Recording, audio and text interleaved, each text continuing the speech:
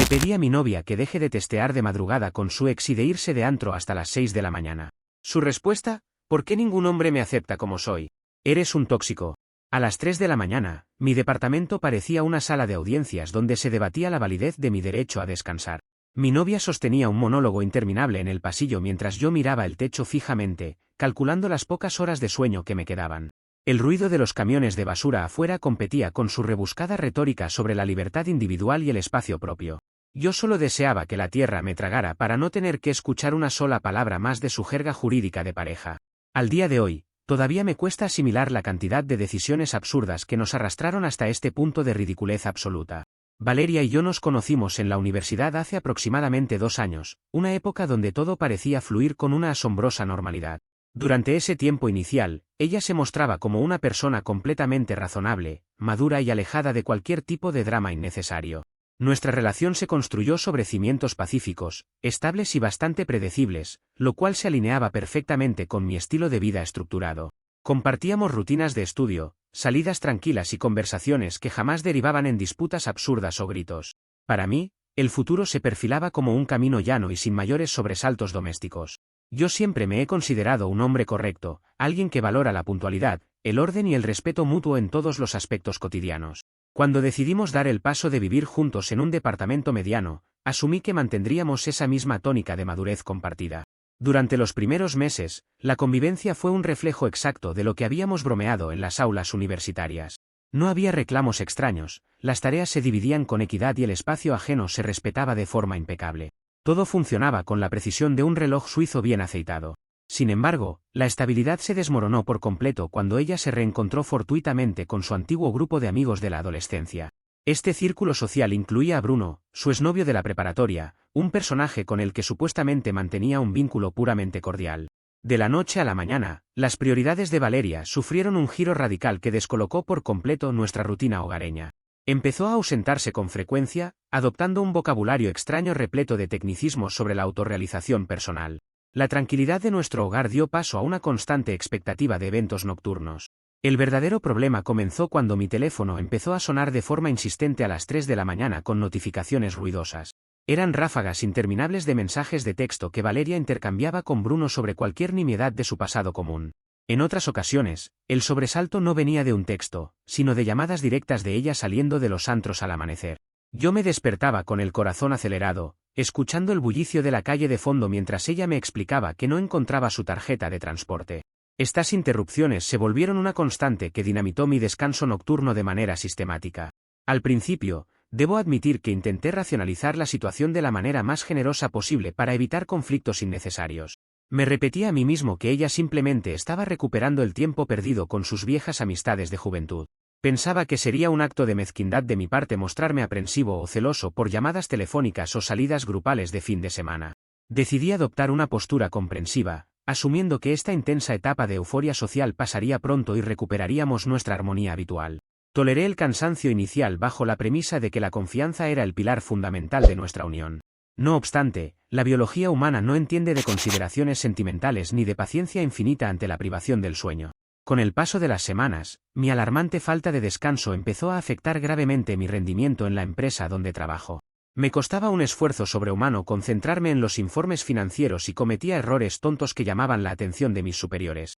El café de la oficina ya no hacía ningún efecto en mi organismo y vivía en un estado de irritabilidad latente. Mi salud mental y mi estabilidad laboral estaban pagando el precio de una fiesta a la que yo ni siquiera estaba invitado. Agotado por la situación, decidí sentarme con ella una tarde para proponerle el establecimiento de unos horarios lógicos y respetuosos para la convivencia. Esperaba un diálogo civilizado donde pudiéramos acordar que las llamadas de madrugada se manejaran en modo silencio para no despertarme. Sin embargo, apenas expuse mis argumentos, el rostro de Valeria se transformó en una máscara de absoluta indignación ideológica. Parecía que había estado esperando ese momento para desplegar un discurso legalista que traía ensayado desde hacía días en su cabeza. Me miró con desprecio y comenzó a refutar cada una de mis peticiones como si fuera un fiscal implacable. Con una soltura que me dejó estupefacto, me soltó un tajante: eres un tóxico que no me acepta como soy frente a mi mesa de centro. Según su elaborada teoría, mi necesidad de dormir 8 horas consecutivas era un sutil mecanismo de opresión que atentaba contra su libre desarrollo. Argumentó que su esencia requería esa espontaneidad nocturna y que yo pretendía enclaustrarla en un contrato monótono de convivencia burguesa. Al escuchar semejante sarta de incoherencias justificativas, sentí como la última gota de mi paciencia se evaporaba definitivamente. Entendí que discutir con una pared que habla en términos jurídicos era una pérdida absoluta de energía. En ese preciso instante, algo dentro de mi mente se agotó por completo y tomé una decisión estrictamente ejecutiva. Ya no iba a gastar saliva intentando convencerla de que el respeto básico a los horarios de sueño es una norma de supervivencia elemental. Si ella deseaba estructurar su vida en torno a debates existenciales a las 3 de la mañana, lo haría sin arrastrarme al abismo del insomnio. Fui al cerrajero más cercano al día siguiente con una misión muy clara en mi mente. Encargué un juego de llaves propio para ella, diseñado específicamente para otorgarle toda la independencia que tanto pregonaba. Al regresar al departamento, configuré mi teléfono móvil para que apagara de forma automática todas las notificaciones de sus contactos a partir de la medianoche. Coloqué el nuevo llavero sobre la barra de la cocina con un gesto parsimonioso y completamente desprovisto de ira. Cuando ella llegó esa noche lista para continuar con el litigio verbal, simplemente señalé el objeto metálico con el dedo. Le aclaré, con un tono de voz gélido y pausado, que a partir de ese momento ya no tendría que llamarme para que le abriera la puerta. Mi santuario de descanso quedaba sellado bajo mis propias reglas de supervivencia urbana. Le expliqué con absoluta claridad que si su esencia irrenunciable requería una vida de soltera activa, yo no iba a discutir con su naturaleza. No tenía la menor intención de convertirme en el carcelero de nadie ni en el juez de sus andanzas nocturnas con Bruno o sus amigos. Ella abrió la boca para iniciar un nuevo contraargumento sobre la distancia emocional, pero levanté la mano para dar por terminada la sesión. Mi prioridad absoluta había dejado de ser salvar una relación moribunda, ahora solo me importaba recuperar mis ciclos de sueño reparador. Me di la vuelta, caminé hacia mi habitación y cerré la puerta con llave para estrenar mi nueva tranquilidad. Los días siguientes transcurrieron en una atmósfera de tensa calma burocrática dentro del departamento que compartíamos a regañadientes. Logré dormir plácidamente las noches enteras, recuperando mi lucidez mental y mi buen ritmo de productividad en la oficina. Valeria, por su parte, deambulaba por la casa con una expresión de profunda frustración al ver que sus provocaciones ya no encontraban un oponente. Su elaborada estrategia de litigio constante se había quedado sin un tribunal donde exponer sus quejas sentimentales. Había obtenido la libertad absoluta que exigía, pero el costo colateral era el inicio de un vacío absoluto en nuestro vínculo afectivo. Comentarios de la historia principal. Usuario Anónimo 1 dice, es increíble el nivel de genialidad práctica que manejas, Julián. Preferiste gastar dinero real en una cerrajería antes que seguir debatiendo con un muro de texto andante que se cree abogada de la libertad. Esa inversión en llaves nuevas es el mejor movimiento administrativo de la historia. Respuesta de OP, el sueño regular y las 8 horas de descanso no son negociables bajo ningún concepto ni por ningún debate de pareja. Esas llaves nuevas me costaron el equivalente a una cena barata, pero las considero la mejor inversión en salud mental de todo mi año. Usuario Anónimo 2 dice, me fascina cómo la gente usa el clásico truco del así soy yo para exigir una libertad absoluta de soltera mientras pretenden mantener los beneficios de tener un novio formal en casa. Valeria básicamente quería inmunidad diplomática para andar de fiesta con el ex sin asumir ninguna responsabilidad. Respuesta de OP, exactamente, pero esa lógica distorsionada solo resiste el menor análisis dentro de su propia cabeza repleta de teorías convenientes. Cuando le quitas el público y el drama para discutir, el argumento se les cae a pedazos porque no hay nadie que valide su actuación. Actualización 1. Ha pasado una semana desde la última actualización. Durante estos 7 días, mi nueva rutina de indiferencia calculada y sueño ininterrumpido funcionó a la perfección para devolverme la vitalidad. Sin embargo, Valeria no tardó en asimilar mi tranquilidad como una afrenta personal directa que debía ser rectificada de inmediato. En su retorcida lógica, mi silencio y mi negativa a engancharme en sus discusiones eran catalogados como un crimen de guerra emocional de alta gravedad. Decidió que la mejor manera de impugnar mi veredicto silencioso era elevar la escala del conflicto a un escenario mucho más público y teatral. Sin consultarme en absoluto, organizó una cena formal en nuestro departamento a mitad de la semana laboral. Convocó a una parte considerable de nuestro grupo de amigos comunes y, para mi mayúscula sorpresa, incluyó en la lista de invitados a Bruno. Según sus palabras altisonantes al recibirme en la puerta, el propósito de la velada era demostrar de forma transparente que no tenía nada que ocultar en su vida. Yo llegué cansado de la oficina y me topé con la sala llena de personas que miraban con cierta timidez el despliegue escénico. Decidí mantener la compostura, me lavé las manos y tomé asiento en la cabecera de la mesa sin emitir ninguna queja. La cena transcurrió bajo una superficie de cordialidad forzada que engañaba a muy pocos de los presentes. Valeria se encargó de dirigir la conversación de manera sutil pero firme hacia temas de dinámicas de pareja contemporáneas. Esperó a que todos tuvieran las copas llenas para lanzar un debate abierto que claramente traía estructurado como una tesis doctoral. Comenzó a exponer sus puntos sobre por qué los hombres modernos confunden los límites saludables con el control patriarcal más rancio. Su mirada se clavaba en mí con cada palabra, buscando desesperadamente que yo saltara a defender la posición contraria. Mis amigos se miraban los unos a los otros en un silencio sepulcral, visiblemente incómodos por el rumbo que tomaba la reunión. Bruno, sentado a mitad de la mesa, evitaba el contacto visual conmigo a toda costa y se concentraba excesivamente en su plato de comida. Valeria continuaba con su alocución, utilizando términos sofisticados sobre la autonomía individual y la deconstrucción de los celos posesivos. Yo me dediqué a escucharla con una atención puramente clínica, sin asentir ni negar nada de lo que salía de su boca. El ambiente de la sala se volvió tan espeso que se podía cortar con el cuchillo de la carne. Cuando ella finalmente hizo una pausa dramática esperando mi predecible réplica airada, decidí actuar con la máxima corrección posible. Me levanté de la silla de manera pasada, recogí los platos vacíos y me dirigí a la cocina para traer el postre que había comprado de camino a casa. Serví las porciones de pastel con una precisión milimétrica ante los ojos expectantes de toda la mesa. Miré a Valeria de frente, mantuve una expresión completamente fría y serena, y solté mi única intervención de la noche. Respondí que cada ser humano es enteramente libre de vivir su vida exactamente como mejor le parezca. Añadí, mientras le pasaba una cuchara a uno de mis amigos, que las consecuencias de esa libertad absoluta también se asumen de manera estrictamente individual. Mi frase no contenía insultos, gritos ni reproches, sino una simple y llana declaración de hechos de causa y efecto. Aquella afirmación despojada de emoción pareció congelar el aire que soplaba dentro del comedor de nuestro hogar. Los invitados entendieron de inmediato que yo no estaba jugando a su juego de alegatos ni pretendía rescatar la relación mediante un pleito público. El rostro de Valeria pasó del triunfo intelectual a una mueca de desconcierto absoluto ante mi respuesta. Bruno fue el primero en captar la profunda gravedad de la situación real que se vivía en la casa. Puso una cara de incomodidad absoluta, como si se hubiera dado cuenta de que solo era un peón en un juicio ajeno muy ridículo. Dejó la cuchara sobre el plato, inventó una excusa apresurada sobre un compromiso laboral temprano al día siguiente y se levantó de la mesa. Su salida intempestiva provocó un efecto dominó inmediato entre el resto de los asistentes a la cena. En menos de 10 minutos, el departamento quedó completamente vacío y con los restos del pastel a medio terminar. Apenas se cerró la puerta principal tras el último invitado, el barniz de civilidad de Valeria estalló en 1000 pedazos. Se giró hacia mí con los puños cerrados, temblando de una rabia contenida que no había podido descargar durante la velada. Me acusó a gritos de haber saboteado deliberadamente su reunión y de haber arruinado la noche de sus amistades. Según su versión de los hechos, yo había manipulado el ambiente de la casa utilizando mi silencio tenso como un arma psicológica agresiva. Sostenía que mi falta de discusión abierta era una táctica baja para hacerla quedar como una persona desquiciada ante los demás. Yo me limité a guardar los alimentos restantes en el refrigerador y a colocar los vasos sucios dentro del lavavajillas de la cocina. No elevé el tono de mi voz ni un solo decibelio para responder a su letanía de quejas inconexas. Le comenté que yo solo me había dedicado a ser un buen anfitrión y a servir el postre tal como correspondía. Ella interpretó mi tranquilidad como una nueva provocación jurídica que violaba sus derechos fundamentales dentro del noviazgo.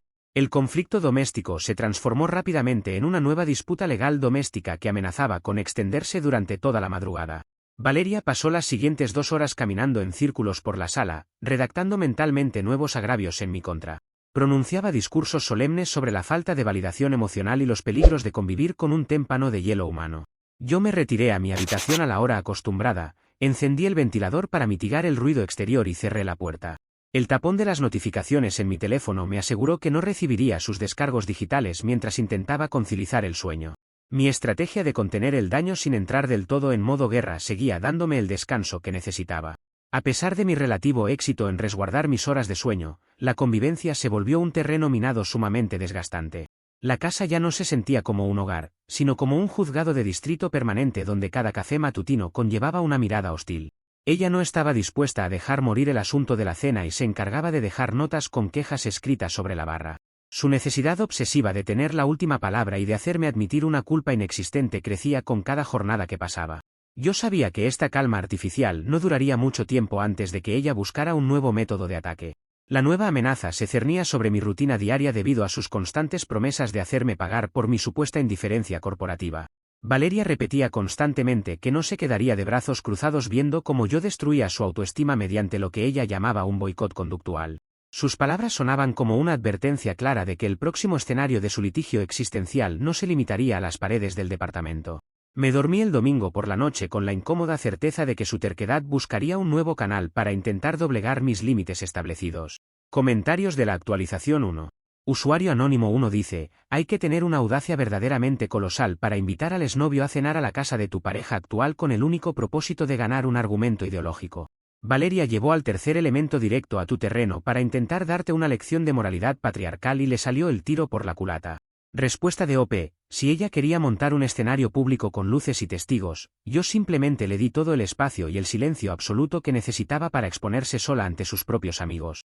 Por cierto, el postre de 3 leches que compré estaba verdaderamente delicioso a pesar del ambiente radiactivo que se respiraba en el comedor. Usuario Anónimo 2 dice, la mejor parte de toda la historia es el escape heroico de Bruno a mitad de la cena.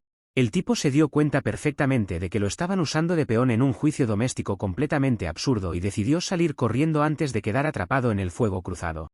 Respuesta de OP, me causó mucha gracia ver la velocidad con la que se inventó esa excusa laboral para huir del departamento. Me queda claro que hasta el mismísimo ex tiene muchísimo más sentido común y preservación personal que ella en este momento de su locura litigante. Actualización 2. Ha pasado un mes desde la última actualización. Durante estas semanas, mantuve mi política de límites firmes en el hogar, esquivando cada intento de pleito con respuestas breves y monótonas. Sin embargo, la necedad de Valeria escaló a un nivel completamente intolerable cuando decidió que el ámbito privado ya no era suficiente para sus propósitos legales. Todo marchaba con relativa normalidad en mi jornada laboral hasta que ella se presentó sin previo aviso en mi oficina justo a la hora del almuerzo. Cruzó la recepción con un paso firme que vaticinaba una tormenta inminente y se dirigió directo hacia mi cubículo de trabajo. Traía consigo una expresión de santa indignación y comenzó a vociferar un discurso meticulosamente ensayado sobre mi supuesta pasivo-agresividad. No le importó en lo más mínimo que mis compañeros de los módulos contiguos levantaran la cabeza de sus computadoras para observar el espectáculo. Sostenía a viva voz que mi calculada distancia emocional estaba destruyendo su autoestima de manera sistemática y que yo actuaba de mala fe. Su estrategia consistía en emboscarme en mi propio entorno profesional para obligarme a quebrar mi compostura y admitir mis faltas en público. Me quedé mirándola fijamente, sintiendo como la vergüenza ajena recorría mi espalda ante las miradas curiosas del equipo. En lugar de alterar el tono de mi voz, ponerme a la defensiva o participar en su numerito teatral, decidí aplicar un enfoque puramente administrativo. Abrí lentamente mi cajón de escritorio, saqué mi agenda física de trabajo y tomé un bolígrafo con total parsimonia. La miré a los ojos con la frialdad de un auditor externo que revisa un balance de fin de año desastroso. Le propuse de manera formal fijar una hora específica durante el próximo fin de semana para debatir a fondo todos sus puntos jurídicos sobre la relación. Le señalé los bloques de tiempo disponibles en las páginas del cuaderno para que eligiera el que mejor se adaptara a su agenda. Mi burocrática y gélida respuesta desarmó por completo el libreto dramático que ella pretendía ejecutar ante mis colegas. Se indignó a un nivel tan extremo por mi frialdad institucional que perdió los últimos rastros de decoro que le quedaban. Comenzó a gritar con fuerza en mitad del pasillo principal, llamando la atención de las secretarias y de los directivos que pasaban por ahí.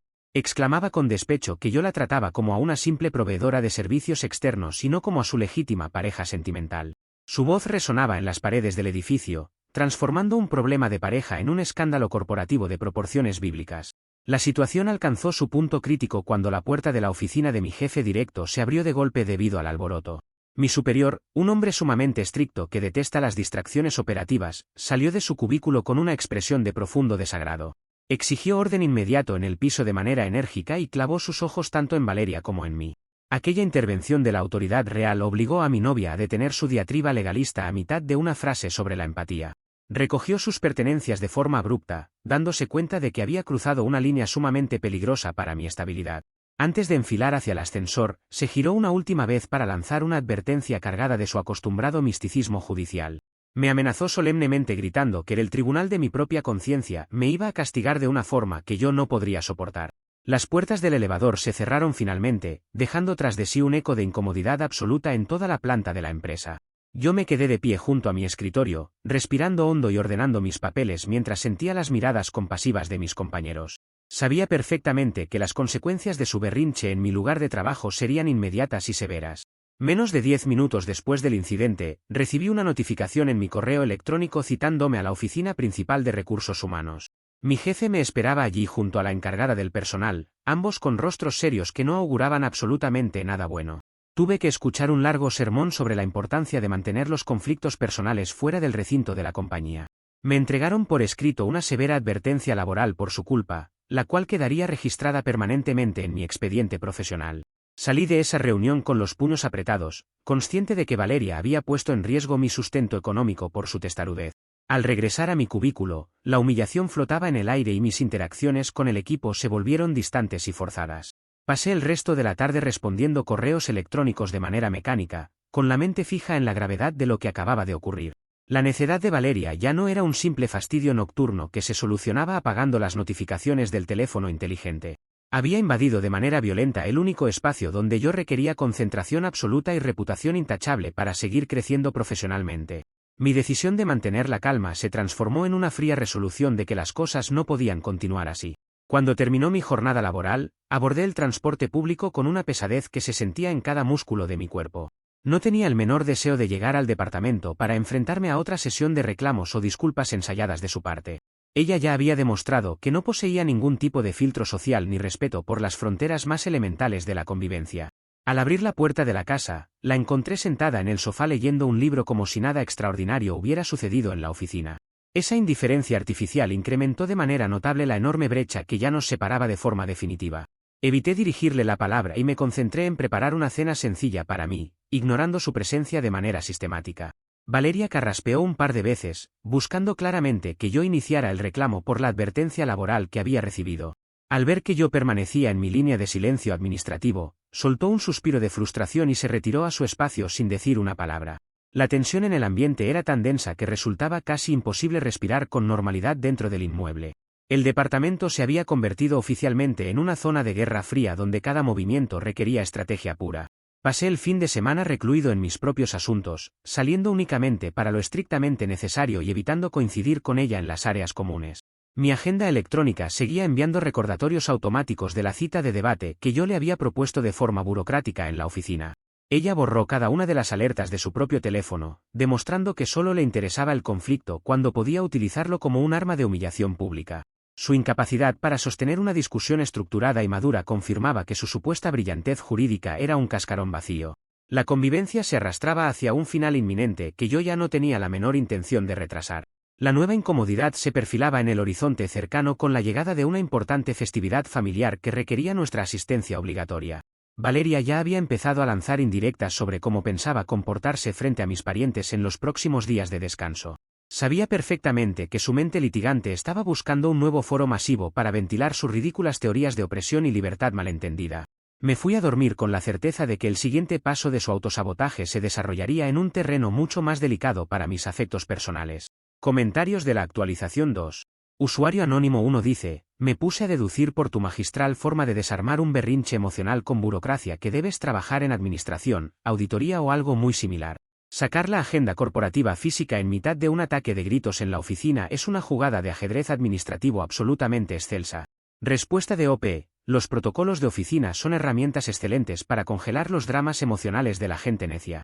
Desafortunadamente, la agenda electrónica tiene recordatorios automáticos muy precisos que ella decidió ignorar por completo porque no se ajustaban a su libreto de televisión barata. Usuario anónimo 2 dice, Valeria se comportó exactamente como una abogada de televisión barata que pierde su primer caso importante en la primera audiencia debido a un desacato total al tribunal. Ir a armar un escándalo al pasillo del trabajo de tu pareja es la forma más rápida de destruir cualquier rastro de respeto. Respuesta de OP, me lo tomo con mucha seriedad porque esa advertencia laboral se queda plasmada de forma permanente en mi expediente real de la compañía. La necedad y la obsesión de ella cruzaron definitivamente la línea de lo privado para convertirse en un perjuicio directo hacia mi sustento económico diario. Actualización 3. Ha pasado una semana desde la última actualización. El ambiente en la oficina se estabilizó un poco, pero mi paciencia con Valeria se encontraba completamente en números rojos tras la sanción administrativa. A pesar del evidente peligro, ella decidió llevar su litigio existencial directo al cumpleaños de mi madre, buscando desesperadamente aliadas para su causa perdida. Ella asumió erróneamente que las mujeres de mi familia compartirían su visión de vanguardia y la respaldarían en sus reclamos sentimentales. Llegó al festejo familiar con una sonrisa ensayada y una actitud de abogada defensora lista para presentar un recurso de amparo definitivo. La reunión familiar se desarrollaba con la tranquilidad habitual, entre risas de mis tíos y anécdotas del pasado sobre nuestra infancia. Valeria esperaba el momento exacto en que la atención general se concentrara en la mesa principal para lanzar su ofensiva retórica. Justo cuando sirvieron los platillos principales, alzó la voz para proclamar un discurso que dejó a todos mis parientes con los cubiertos suspendidos en el aire. Afirmó con total ligereza que las mujeres presentes comprenderían perfectamente su derecho inalienable a ser libre y trasnochar con Bruno. Planteó el espinoso tema en plena mesa familiar, buscando forzar un veredicto colectivo a su favor. Mis primas se miraron con evidente incredulidad, mientras que mis tíos prefirieron concentrarse repentinamente en masticar sus alimentos en silencio. Yo decidí no intervenir en absoluto y mantuve mis manos cruzadas sobre mi regazo de manera totalmente impasible. Dejé que su propia oratoria absolutista fluyera sin ningún tipo de frenos ni interrupciones frente a la mirada atónita de todos mis seres queridos. Valeria continuaba citando conceptos sociológicos mal digeridos para justificar sus salidas de madrugada y sus ráfagas de mensajes con su exnovio de la preparatoria. Estaba tan cegada por su propia verborrea que no lograba percibir el abismo de ridículo hacia el que caminaba sola. Mi madre escuchó cada uno de sus argumentos con una atención impecable, sin mostrar el menor signo de molestia o alteración en sus gestos.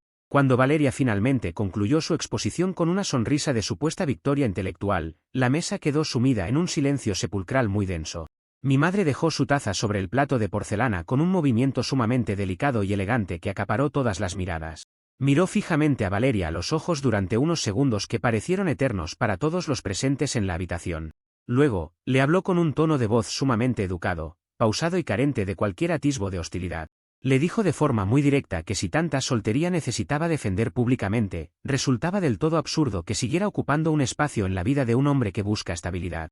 Agregó que una relación madura no es un tribunal donde se litigan libertades individuales a costa del respeto hacia el descanso ajeno. Valeria quedó en un ridículo total ante toda mi familia, atrapada sin salida en su propio argumento repetitivo de así soy yo. Su rostro se tiñó de un rojo intenso al darse cuenta de que su brillante estrategia de buscar aliadas se había desmoronado por completo. La contundencia de la respuesta materna cerró el caso de manera definitiva en el plano familiar. Incapaz de procesar la derrota argumental frente a mis parientes, Valeria se levantó de la silla de manera sumamente abrupta y desordenada. Se marchó del festejo a pasos agigantados, gritando en el umbral de la puerta principal que mi familia operaba bajo un sesgo cognitivo que la discriminaba sistemáticamente. Sus últimas palabras resonaron en el pasillo exterior como el berrinche de una universitaria que reprueba su primer examen de Derecho Constitucional. Nadie en la mesa se levantó para seguirla o para intentar calmar su rabieta de última hora. Mi madre simplemente tomó un sorbo de té con total parsimonia y sugirió continuar con el festejo del cumpleaños. Yo sentí un profundo alivio correr por mis venas al ver que su propia necedad la había expulsado del círculo familiar sin que yo moviera un solo dedo. Los comentarios posteriores de mis tíos se limitaron a lamentar su falta de educación en una fecha tan especial para la familia. Mis primas se acercaron para decirme de forma sutil que no entendían cómo había tolerado semejante nivel de pedantería durante tanto tiempo. Yo solo pude encogerme de hombros y admitir que la venda se me había caído por completo de los ojos en las últimas semanas. La velada continuó con normalidad, despojada ya del ambiente radiactivo que Valeria solía inyectar en cada reunión social. Al regresar al departamento esa noche tarde, encontré que ella se había encerrado en la habitación secundaria de la vivienda. Las luces estaban apagadas, pero el resplandor de la pantalla de su teléfono móvil delataba que continuaba redactando quejas digitales en sus redes sociales. Yo me dirigí a mi recámara principal con la tranquilidad de quien sabe que el desenlace de esta historia está completamente sellado. El patrón de su caos ya era tan evidente que resultaba imposible de ignorar por cualquier persona con un mínimo de criterio. Ella misma se estaba enterrando sola bajo el peso de sus discursos incoherentes y sus justificaciones baratas. Pasé los días siguientes planificando con meticulosidad los pasos logísticos necesarios para dar el cierre definitivo a esta tortuosa situación habitacional. Sabía perfectamente que su lógica distorsionada la empujaría a realizar un movimiento final desesperado para intentar recuperar el control de la narrativa. Recopilé todos mis documentos personales importantes, organicé mis estados de cuenta bancarios y me aseguré de tener el respaldo de los pagos del alquiler a mi nombre. No pretendía actuar con malicia, sino resguardar mis bienes y mi dignidad frente a una persona que no conocía límites racionales. El departamento se sentía más espacioso y pacífico cada vez que ella salía a sus interminables juntas nocturnas. Valeria apenas me dirigía la mirada durante los breves instantes en que coincidíamos en la cocina para preparar algún alimento básico. Su silencio ya no era altivo, sino cargado de un resentimiento sordo que buscaba una vía de escape inminente. Yo me mantuve firme en mi rol de correcto agotado, respondiendo únicamente con monosílabos cordiales cuando era estrictamente indispensable por cortesía elemental. No iba a ser yo quien iniciara el pleito final, pues entendía perfectamente que su propio motor de autosabotaje haría todo el trabajo pesado. Solo era cuestión de tiempo para que su terquedad la llevara a cometer un error definitivo e irreversible en la convivencia. Mis amigos del trabajo me preguntaban discretamente si las cosas en casa se habían calmado tras el incidente del pasillo corporativo. Les explicaba con total tranquilidad que la situación estaba bajo un estricto control administrativo y que no habría nuevos altercados en las oficinas de la empresa. Ellos asentían con respeto, valorando mi profesionalismo para separar las complicaciones personales de las metas laborales cotidianas. Cada noche que lograba dormir mis 8 horas completas fortalecía mi resolución de no dar marcha atrás en la defensa de mis fronteras espaciales. La paz mental que había recuperado gracias a las llaves propias y las notificaciones silenciadas era un tesoro no negociable. El miércoles por la noche, noté que Valeria empacaba algunas prendas pequeñas en un bolso de mano antes de salir de la casa a altas horas. Me dio la ligera impresión de que planeaba una maniobra de provocación mucho mayor para intentar romper mi inquebrantable postura de hielo. No emití ningún comentario al respecto y me limité a desearle una buena noche antes de cerrar la puerta principal con el pasador de seguridad habitual. Sabía que la cuerda que ella tanto estiraba con sus planteamientos jurídicos estaba a punto de romperse de la forma más estrepitosa posible. Me acomodé en mi cama con la absoluta certeza de que el desenlace definitivo se manifestaría en las próximas jornadas de manera inevitable. Comentarios de la actualización 3. Usuario anónimo 1 dice, hay que endiosar por completo a tu madre por la forma tan magistral en que le cerró el caso legal a Valeria con una sola frase contundente. Le cerró la boca con guante blanco en plena mesa familiar frente a todos los testigos posibles. Respuesta de OP, mi madre tiene literalmente décadas de experiencia lidiando con gente necia y sabe perfectamente cómo ir directo al grano sin perder la elegancia. Lo mejor de todo fue la absoluta tranquilidad con la que tomó un sorbo de su taza de té justo después de pronunciar esas palabras demoledoras. Usuario anónimo 2 dice, el uso de la frase sesgo cognitivo en pleno festejo de cumpleaños familiar me parece el colmo absoluto de la ridiculez. Valeria se convirtió voluntariamente en ese meme de la persona que se va vistiendo y maquillando de payaso a medida que añade palabras complejas para autojustificarse. Respuesta de OP, me lo tomo con una gracia tardía bastante amena porque la escena fue verdaderamente cómica de observar en retrospectiva. Ella prefiere 1000 veces inventar una compleja conspiración psicológica familiar antes que admitir por un segundo que se equivocó por completo de lugar y de discurso retórico. Actualización 4. Han pasado 3 días desde la última actualización. Todo marchaba en un orden pacífico y silencioso hasta que Valeria decidió ejecutar su jugada final para resolver los términos de nuestra tortuosa convivencia habitacional. La tormenta estalló de manera definitiva cuando ella llegó a nuestro departamento a las 6 de la mañana de un sábado lluvioso. No venía sola, sino acompañada por Bruno, quien lucía una evidente expresión de trasnocho y cansancio en su rostro desaliñado. Entró pregonando a viva voz por todo el pasillo que venía dispuesta a entablar un juicio final para solucionar nuestra situación de una vez por todas. Con una prepotencia que rozaba lo delirante, cruzó el umbral exigiendo que yo escuchara sus nuevas condiciones de cohabitación doméstica.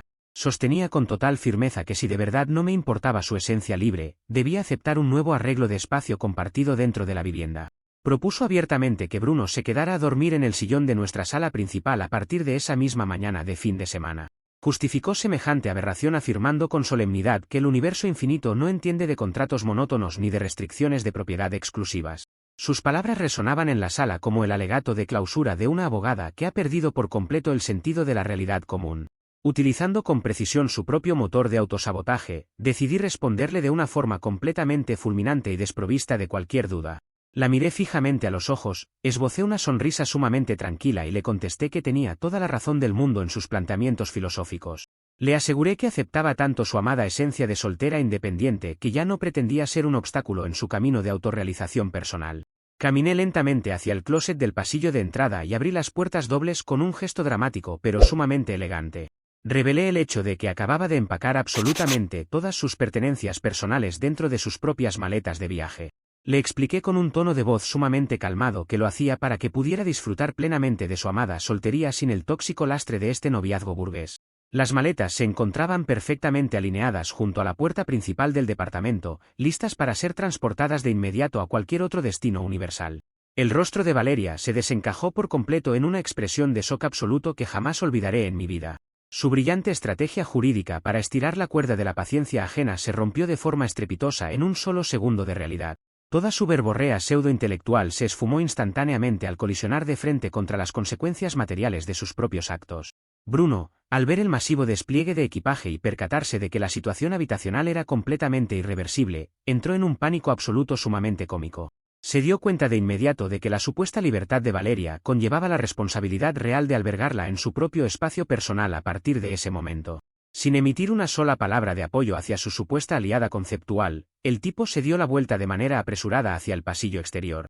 Salió corriendo del edificio sin mirar atrás, abandonándola a su suerte en mitad de la mudanza forzada que ella misma había provocado con su soberbia. Me enteré por amigos comunes que el hombre la bloqueó de todas sus redes sociales esa misma tarde de sábado para evitar mayores complicaciones. Valeria se quedó de pie en el vestíbulo del departamento, rodeada de sus cajas de zapatos y maletas, sumida en un llanto de profunda frustración e impotencia. Intentó balbucear un último recurso de queja sobre la falta de preaviso y la ilegalidad civil de mi proceder ejecutivo de desalojo. Yo simplemente saqué el contrato de arrendamiento original de mi escritorio, el cual se encontraba firmado única y exclusivamente por mí desde el inicio de la cohabitación. Le señalé de forma muy correcta que la propiedad legal del espacio me respaldaba por completo ante cualquier instancia de mediación vecinal. Sin más argumentos que esgrimir en su favor, no tuvo más remedio que comenzar a arrastrar sus pertenencias hacia la calle bajo la lluvia. Hoy por fin disfruto de un sueño verdaderamente reparador de 8 horas completas en la más absoluta tranquilidad de mi departamento renovado. El silencio que reina en mis noches es un bálsamo bendito que ha devuelto la productividad y la alegría total a mis jornadas laborales diarias. Ya no hay notificaciones ruidosas a las 3 de la mañana ni debates existenciales absurdos en el pasillo de entrada a la vivienda. He reorganizado los muebles de la sala a mi entero gusto, eliminando cualquier rastro de la decoración forzada que ella había impuesto en su momento. Mi hogar ha vuelto a ser el santuario de paz y orden correcto que siempre debió haber sido desde el principio. Valeria, por lo que me han comentado algunas personas conocidas del medio universitario, vive actualmente arrimada en la pequeña habitación de una conocida de la preparatoria. Pasa sus días intentando convencer de manera desesperada a sus nuevos vecinos de edificio de que fue expulsada injustamente de su hogar por un dictador implacable de los horarios. Continúa utilizando sus complejos términos jurídicos para matizar una realidad muy simple que nadie en su nuevo entorno parece comprarle del todo. Su obsesión por el litigio constante la ha dejado atrapada en un bucle eterno de justificaciones baratas que ya no tienen ningún impacto real. Su red de apoyo se reduce notablemente a medida que la gente se cansa de escuchar sus discursos sobre la opresión doméstica burguesa. En retrospectiva, agradezco profundamente la paciencia extrema que tuve para no quebrar mis propios límites morales ni ponerme a su nivel de gritos y escándalos. Mantener el rol de correcto agotado fue la mejor decisión estratégica que pude haber tomado para resolver este conflicto de manera limpia y definitiva. Dejar que su propio comportamiento hiciera todo el trabajo pesado me ahorró una enorme cantidad de pleitos reales y desgastes psicológicos innecesarios. Sus propios alegatos e incoherencias regresaron con una fuerza colosal para enterrar por completo su propia estabilidad habitacional y sentimental. Es profundamente satisfactorio constatar que el orden natural de las cosas siempre encuentra una vía para restablecer el equilibrio en las relaciones humanas. Mis jefes en la oficina han notado mi notable incremento en el enfoque operativo y la excelencia de mis últimos informes financieros mensuales. La advertencia laboral quedó como un simple recordatorio de que debo ser extremadamente selectivo con las personas que permito entrar a mi círculo íntimo. Mis compañeros de trabajo ya no me miran con lástima, sino con un profundo respeto por la forma tan ecuánime en que manejé la crisis corporativa. Incluso me han pedido consejos informales sobre cómo establecer límites firmes en sus propios entornos familiares sin necesidad de recurrir a la violencia verbal. Siento que he crecido notablemente como profesional y como individuo tras haber sobrevivido con total dignidad a esta tormenta litigante. He aprendido que la coherencia personal es el escudo más poderoso contra la locura de los demás. No se puede razonar con quien utiliza el lenguaje de los derechos para pisotear el derecho básico al descanso de la persona que supuestamente ama. Ahora valoro muchísimo más las pequeñas rutinas matutinas, el olor del café recién hecho en un espacio en paz y la maravillosa sensación de despertar sin sobresaltos nocturnos. Mi vida ha retomado su cauce estructurado y predecible, lo cual me llena de una satisfacción genuina que no cambiaría por nada del mundo. El departamento luce impecable, los pagos están al corriente y el futuro se perfila sumamente brillante y despejado de nubes dramáticas. En cuanto a Bruno, me da un poco de lástima pensar en el tremendo susto que se llevó al ver la realidad material de la soltería de Valeria frente a sus ojos. Su huida apresurada confirmó de forma definitiva que los discursos de libertad absoluta son muy bonitos de escuchar en un antro, pero muy difíciles de albergar en casa. Al final del día, cada quien terminó exactamente en el lugar que sus propias decisiones e incoherencias conceptuales le labraron con esmero. Ella se quedó sola con sus teorías de conspiración cognitiva, Bruno regresó a su anonimato temeroso, y yo me quedé con la paz inquebrantable de mis 8 horas de sueño garantizadas.